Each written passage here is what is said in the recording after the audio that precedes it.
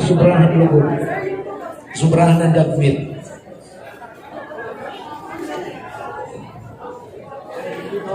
Ready? 1, 2, isa pa. Okay. Napoleon L. Cuyala sa DSW dito.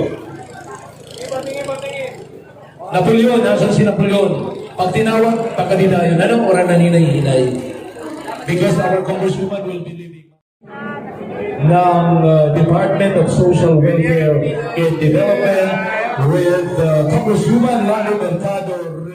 Anyway, tayo po'y natutuwa na naanayahan po si Senator Bong Revilla sa inyong napakasikat na festival, ang Bagat Dagat Festival. Happy Fiesta po sa inyong lahat.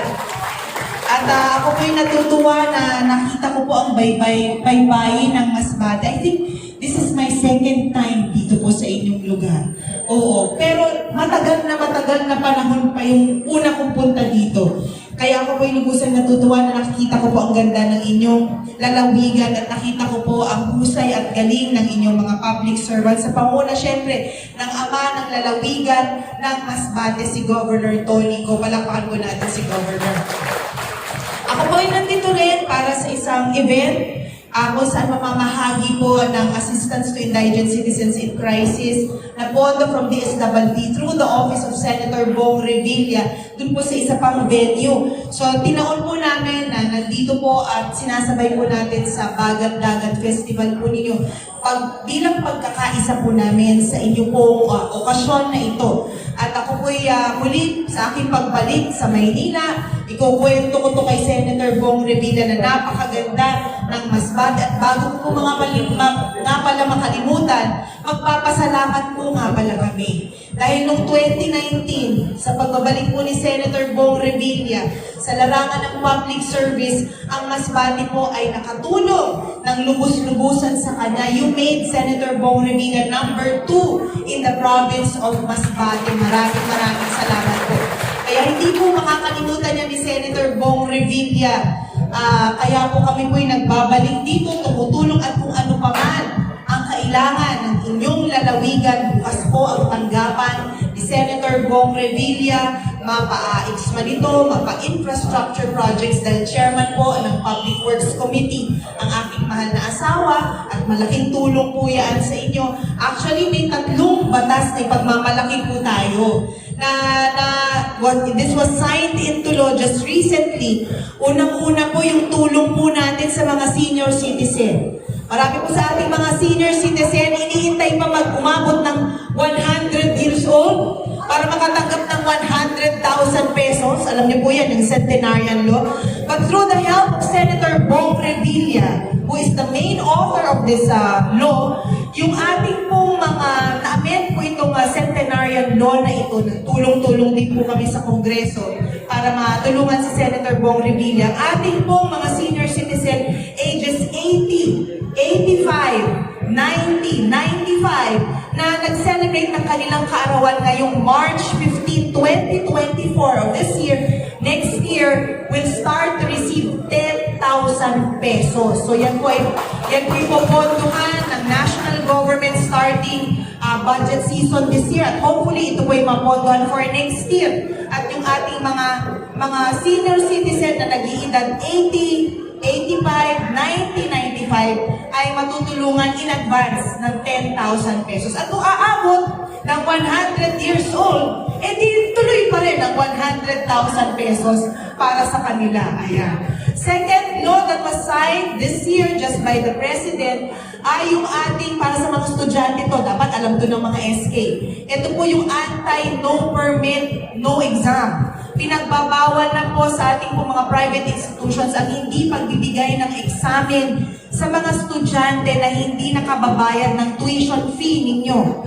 Kailangan tuloy ang examen dahil nakita po ni Senator Bong ang kahalagahan ng batas na ito dahil marami po sa ating mga estudyante nagda-drop out, nahihiya, ayaw nang pumasok because they cannot afford to pay their tuition fee. Pwede pong pag-examinin ng mga bata.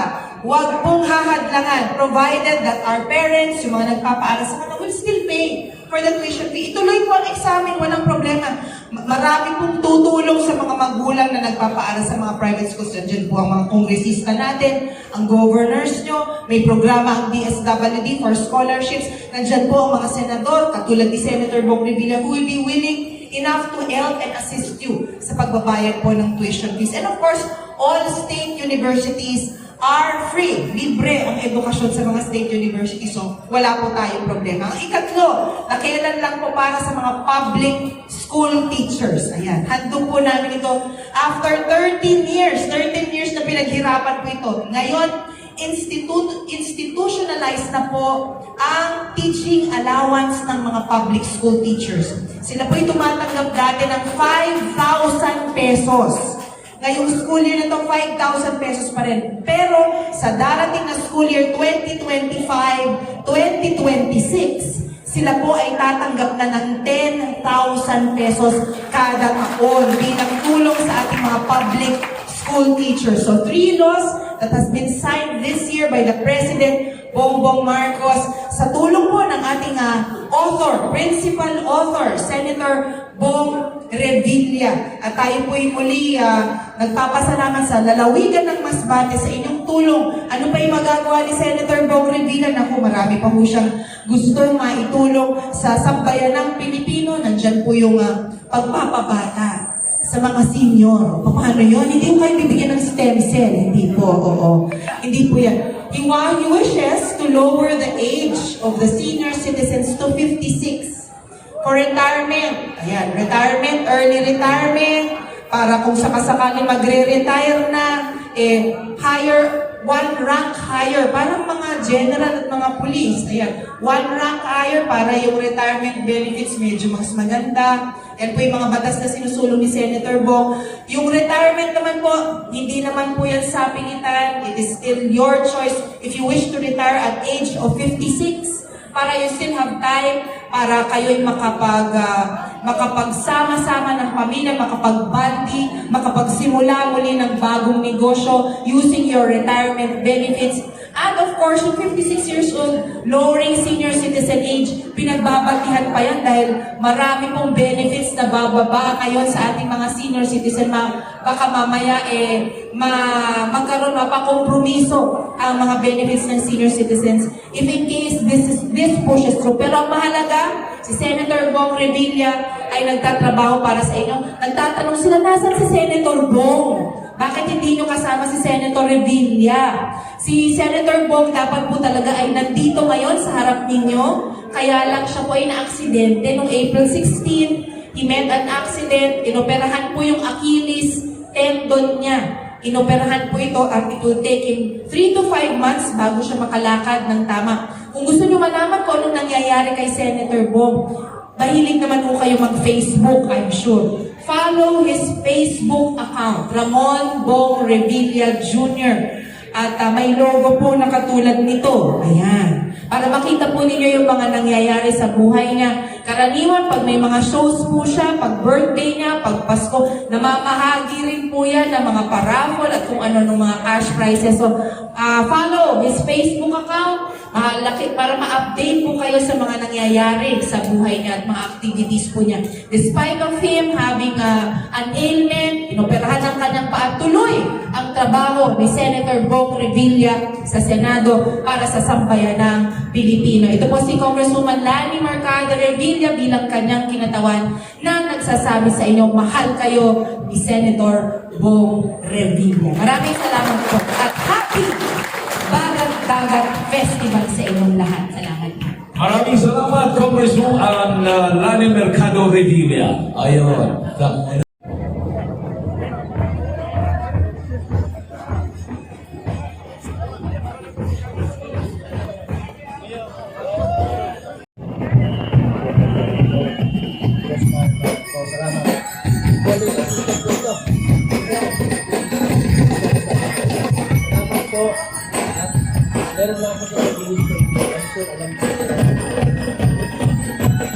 Salamat Salamat po. Please sit down, please sit down. Nabala ko po yata ang inyong pagkain. Niyakan po ako ni Governor Tony na pumunta daw po dito dahil para magpasalamat sa tulong po ng mga mas matindi kay Senator Bong Revilla last 2019 election. It was a very difficult election for Senator Bong because it was after his incarceration. At napatunayan naman po from the courts na wala po siya. Masaya po yung kanyang kaso.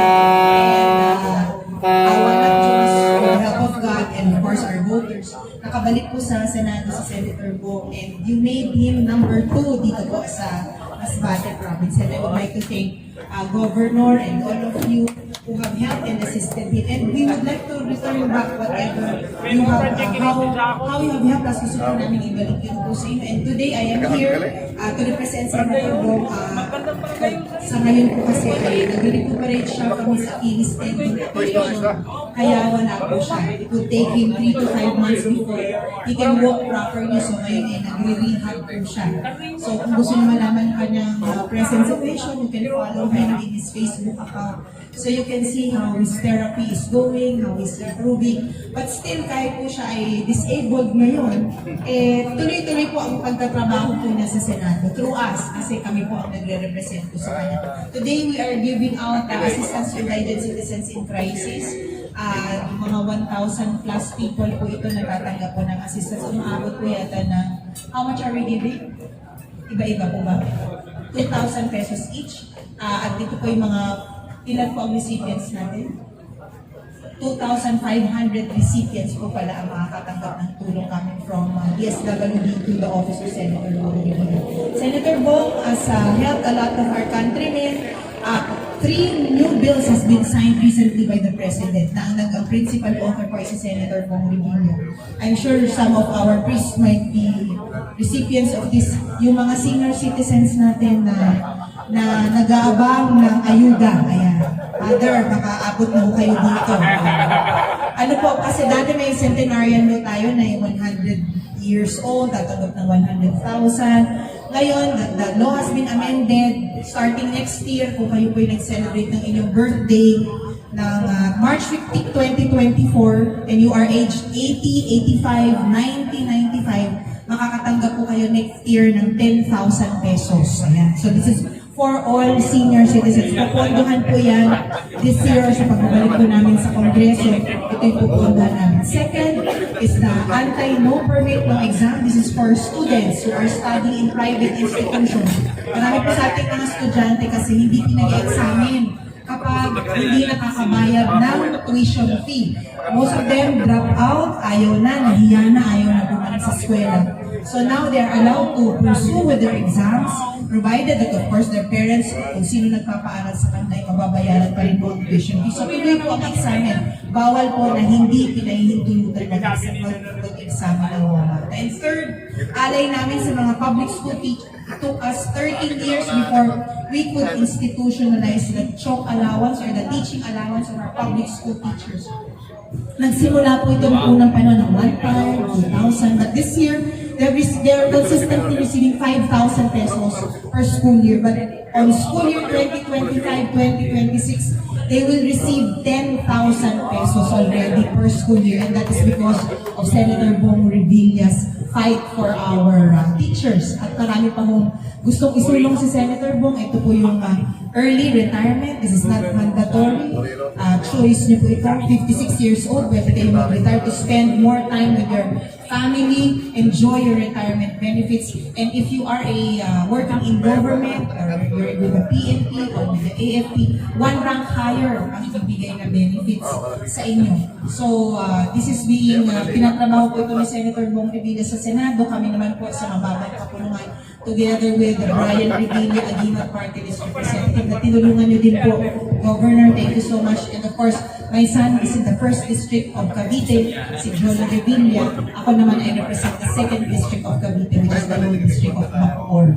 So, yan po ilan lang sa mga gustong isulong muli ni Senator Bong Revilla. And I know our priests could help and assist us in giving the information sa ating po mga kababayan. Senator Bong is running again for next year for his 2nd term in the Senate, and I hope makatulong po muli ang Masbate. Hindi namin po nakakalimutan ng Masbate. Sabi ko kay kay Gov kung ano pa yung tulong na pwede namin maibaba dito. Pasabi lang po kayo what Masbate Lacks and Senator Bong will be gladly to help and assist our country. Maraming salamat po. Happy Bagat Dagat Festival po sa inyo. God bless you all. Salamat po. Maraming salamat, Senator Bong Revilla! At syempre, kay Pere, Congresswoman Nani Revilla! Anyway, good morning. Mari ba nating malaman, ma'am, yung naging purpose natin pagpunta natin dito sa Masbate? Well, nagpunta po tayo una sa lahat para batiin ang mga Masbateño ng Happy Bagat Dagat Festival at kasabay din po nito yung pamamahagi po natin ng ayuda sa ating po mga kababayan. Meron po tayong 1,300 plus recipients po dito na tatanggap po ng 2,000 pesos each at saka ng DSWD food packs para tulong po sa mga nararanasan po nating krisis sa panahon po ngayon ng of course ng heat wave. Marami po sa atin mga kababayan hindi nakakapagsaka, plus of course hindi nakakapagdagat. Pagkatapos tuloy-tuloy ang pagtaas po ng presyo ng mga bilihin. So kahit paano ay makakatulong po ito